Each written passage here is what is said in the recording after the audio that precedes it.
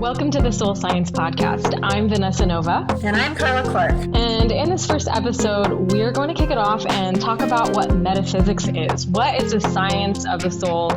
Why is it important to study metaphysics beyond the physical body? What are we talking about here in this podcast, Karla? Metaphysics is a philosophy or an aspect of philosophy, and a lot of times it has to do with space and time or possibility or consciousness or relationship between mind and matter. Those are some basics. Obviously, we're not going to cover that all in 20 minutes here, but over time we can let it unfold. I just wanted to introduce ourselves to our listeners and talk about some of the topics that we want to explore. And we're actually very happy to receive questions or suggestions from our listeners about what topics we will cover. But in the meantime, we have a lot of things that we can dive into because metaphysics is really about understanding what's beyond our physical body. And why do you think that's so important to understand these things and to actually seek out this kind of knowledge in our day and age right now, Karla? Yeah, so I was born on Halloween, and I was born with my psychic senses on. So I've always seen different beings and also different dimensions. So I never was just only stuck to the physical earth plane. And so other beings like fairies or angels or even aliens, they all appeared to me just as you would. I would see you as a being the same, see them as a being since I was small. But I knew that not everybody could really see or experience that. And it really made me sad when I was little. And it still kind of makes me sad, but it's also part of our empowerment and progression as a full human to be able to understand and work with these other beings and dimensions. Yeah, wow, that's kind of different from my experience. I had an imaginary friend. I couldn't actually see this imaginary friend, but my family was really generous and kind and understanding, and they talked about him and talked to him and had a seat for him at the dinner table. And I also kind of had, these imaginary fanciful worlds growing up, but I didn't actually, see other dimensions or have that visceral experience the way you did. But I definitely believed in it. I believed in magic and in otherworldly things. And I don't think I stopped. I don't think I ever stopped believing it. But there must be a lot of people out there too that have that experience that you've had, Karla, of being able to see all of the other dimensions and other beings. That's something that's so cool doing this work. Both of us are mystery school guides and we're Wiccan priestesses. And so often people that come forward, to either receive healings or initiation or to participate in our events, often they have seen or felt or heard these other beings.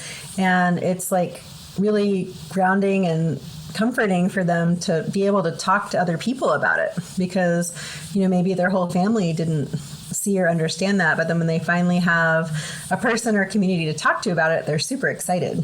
Yeah, I've had that same experience of meeting, lots and lots of clients that come to me, and it's this part of themselves that they've hidden away or they have shame around.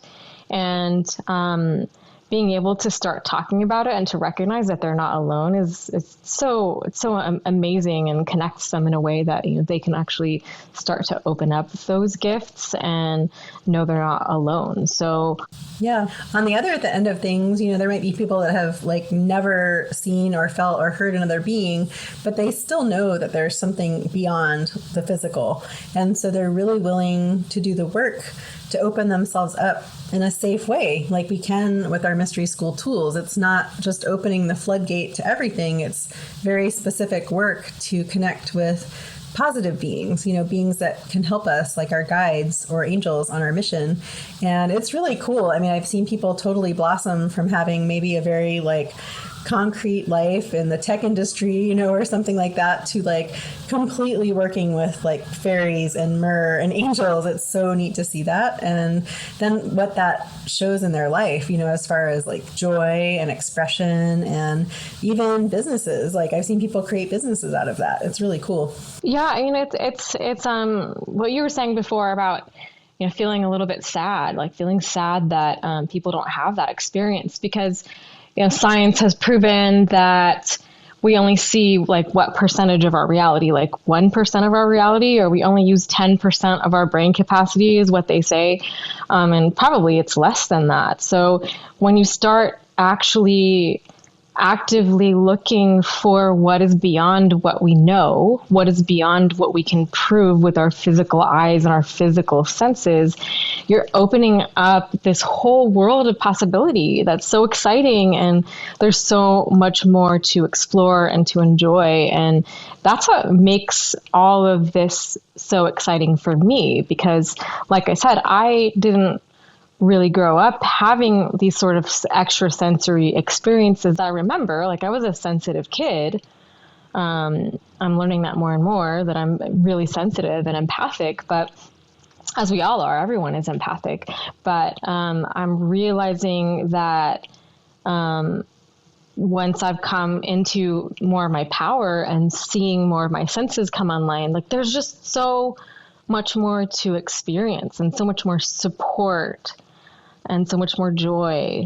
So, that's one of the reasons why, I do this work, and why for myself, I do this work, but it's like such a joy to share the tools that we have, the teachings, the lineage that you and I are both a part of, because, it gives people a chance to expand their consciousness, to expand their reality beyond anything that they could ever really imagine. And, I imagined those things and I believed in them, but I wasn't really having an experience of it. It was like this felt sense of like, there's more possible. Yeah. And that actually dovetails to a lot of people have different ways of working with their senses, right? So like when I was really small, definitely clairvoyance was my predominant sense. Like I could see everything, and like how the Matrix is, except it was like layer upon layer of realities. And I could see and understand which ones were at different vibrations. I wouldn't have had that word for it, but like I knew that my parents, who just saw the physical plane, I could see what they were seeing, but then I could also see like where like the imaginary friends or the fairies were living, and then the aliens too, like different layers. And some people might not have that. And like, it sounds to me more like your original or most predominant sense is more the kinesthetic or the knowing. And that's a really strong sense though. And it's like each of us the same way as like we might have different physical senses that are dominant too, like some people's olfaction, like they can smell something a mile away, like in the physical, right? And some people can hear really well and hear all these different like tones and pitches to make music. And it's like that with our psychic senses also. So we each have that predominant one, and yours sounds like it was more felt and mine was very, but I also had good like sight, hearing and touch and knowing too. But it's like we can all develop all those different aspects as well and enjoy that like full bouquet of like the whole experience, Yeah, I'm having some really interesting experiences lately because my other senses are coming more online in these funny ways. Like after 14 years, I guess, of being in this lineage, the Modern Mystery School, the lineage of King Solomon. We'll talk about that a lot in this podcast. But, after being in this practice, on this path for 14 years now, I'm just getting these weird, quirky experiences of my sensory perception. Like one of them is, I'll be kind of like texting with somebody or like chatting or texting with somebody. And then I will actually like hear them say the text. Like I'll hear their thoughts in their voice before I receive the text, or maybe like simultaneously, but I'll actually like hear it in my head. That's just so funny. And then there was another one where I was talking to a client of mine, and we were just kind of just having this back and forth chat conversation over text. And all of a sudden I just smelled like my whole house permeating with bacon. And I was just like, why does it smell like bacon right now? And she like sent me the mind blown emoji and was like, I just literally put bacon in the pan right now. So I smelled the bacon. So that was such a weird experience, but like it leans into like what's possible, like the magic that is inherently who we are and like how we're all connected, and that, you know, these senses can be part of our reality. Totally. And the connection's a big part, right? Because our Western society really tries to divide us, especially through consumerism of like, you have your apartment or condo or house and you're an individual unit and you're a production unit and you're separate, and it's like a competition and all this stuff. And it's like, no, we all share the planet, we share the universe. And through string theory of physics, or even some of the physics where it was like the unknown where the particle is, like you could know when it is or where it is, but not both. And it's like we all have access to those things and we're infinite, and so that's why we can have that like sense, like you were probably part of you in her house like smelling that bacon, or also tuning in through her senses, and some people might find that like a little frightening, but that's really, I mean, telepathic connection is part of our nature, and that's going to increase, as people wake up, and it's good, because then that does open more empathy, and then we will create more egalitarian and kind ways of living, and we need those senses on to do that.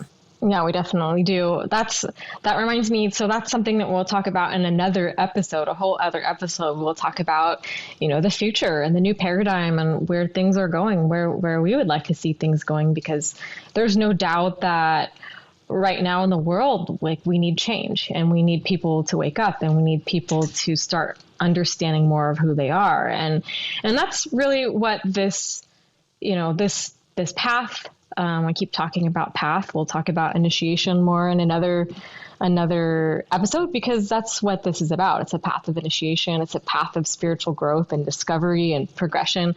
But what I feel like is part of why I want to have these conversations and to share our thoughts on all of these things is because the world is metaphysically lost. Like that's like one point that, I want to make. It's like if the collective consciousness of humanity is only seeing this reality, this world, and each other from only like one very limited viewpoint or very limited scope of understanding, then that's not like a lot to work with. Like there's so much more. And if we can actually see our connectivity, like you said, to have more compassion, have more empathy, then the world can change. And I really believe that it can. Oh, definitely. I mean, even amongst a family unit, right? If you see one person kind of have an awakening in there, and then even if that person's living from more of a place of love, it spreads out to the whole family. Like I've seen this from like one family member getting a life activation, which is one of the sessions we do in our tradition. That's about like opening our senses, opening our psychic senses, opening our connection to our higher self and our guides, and really making sure that our whole energy system is just healthy, our chakras, our elemental energies, our magnetism, our etheric, everything. And it's like that one person and their shift like just really spreads out, and everyone else gets some even by osmosis, and I feel like that's a tiny example for the whole world. It's just like a few of us just need to turn on comparatively, right? Something like maybe 3% of the world. And we can really shift, and then, hey, we'll clean up the ocean. Hey, we'll stop burning down the rainforest. Hey, we'll stop using polluting fuels. We'll figure out a better way, because we'll see that we all have the right to exist and be healthy and have joy and have access to what we need.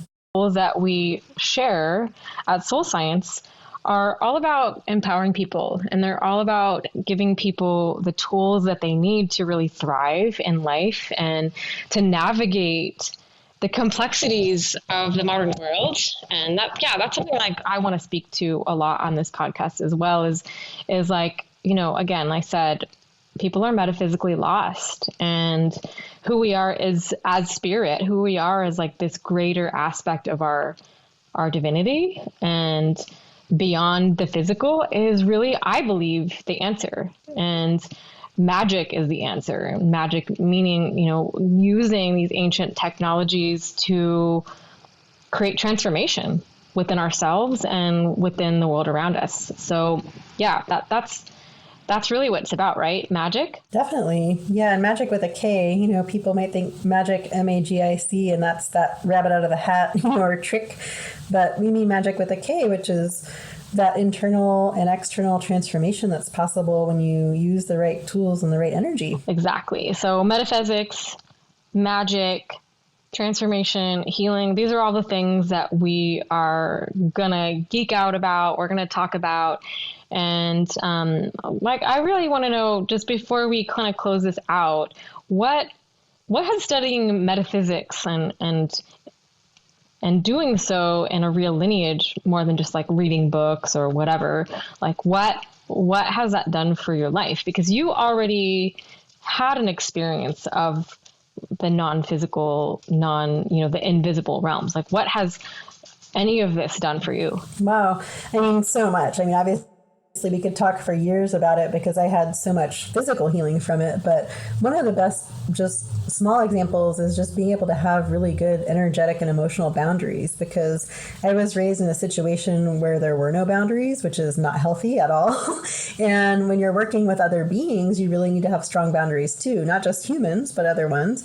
And so that's something I was really looking for, and I did start when I was really young to read books and everything, but books aren't complete. Like, you need the actual physical energy of being in someone's aura to really get the energetics behind something. And so I did study different magics and traditions before I found the mystery school, but they were also incomplete because they were shamanic traditions, which are wonderful. Like, we definitely want shamanic magics. We need that earth, water, air, and fire. And I mean, we're both Wiccan priestesses, so we see the value of it. But I needed that celestial and universal and galactic energy that is in the authority of this lineage to really help my energy in all the dimensions, because I didn't have control of it.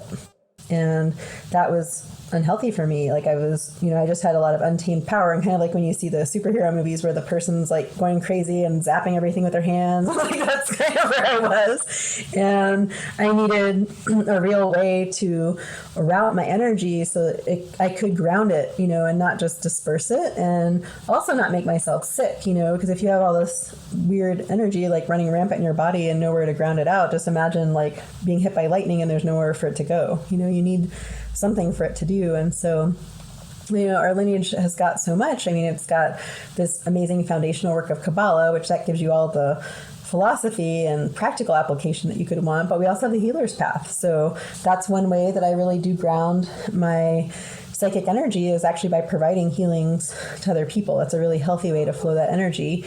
And then we have the warrior's path. So that helps me have really good boundaries. So just having all these lineage tools has vastly improved my life in every way. Yeah, that's amazing. I definitely have had the same experience. And I think that's a really good point that you made about boundaries, because energetically, we need boundaries too. And, obviously, like with communication and a lot of different ways that we create boundaries, but the unseen world, the invisible world is, where we can actually take ownership of our life, and we can actually start to, instead of the environment or the energy of a place or situations affecting me, like I'm affecting my environment around me, because I'm in control and I'm taking command of my own energy and creating boundaries where, that's empowering. So yeah, I think that's a really good point. And we are going to get into a lot of these topics on future episodes. And this is just the first episode. So we're really, really excited to share more about the amazing tools that we have, our experiences in this lineage, our experiences with our clients, because, as well, I have also had many, many clients who have come in to me who've had, like you said, like all of these powers, and they don't know what to do with it. And it's like they're afraid of their own power, but it's if we can actually all just hone our power and our gifts and our abilities in this world, then like that's one of the ways that we're going to raise the collective consciousness and raise the vibration and really create that world that you were talking about, where, you know, there's sustainability, there's joy, there's beauty, there's abundance, all of the things that, you know, we deserve to have as humans. So I think that everyone deserves at least the choice to say yes to these ancient tools that have been around for thousands and thousands of years. And you and I, Karla, have 20 plus years each, like working in this field. And, I've been around a long time in this specific school as well as you have. So there's so much more that we can share, right? Every day. All day. Let's do it. Yeah. So if there is any other topics that you would love as our listeners to hear from us about, we would love to hear from you. And you can email us at soulsciencesd@gmail.com with your requests, questions, or topic suggestions. And we would be so happy to create a whole episode around the topic and answer whatever it is that your heart's desire to the best of our abilities. So that's it for today's episode. Listen in and tune in for the next episodes coming soon, and follow or like us here on Spotify or YouTube, wherever you will find us. And we will talk to you soon. Karla, you want to say anything else? Yeah, I'm really looking forward to building a connection with each of you who are listening, and definitely feel welcome to reach out. You know, our lengthy experience in this tradition really gives us a wide breadth, and we can help answer questions that maybe you haven't found answers to yet. You have to ask the question. Ask and you shall receive.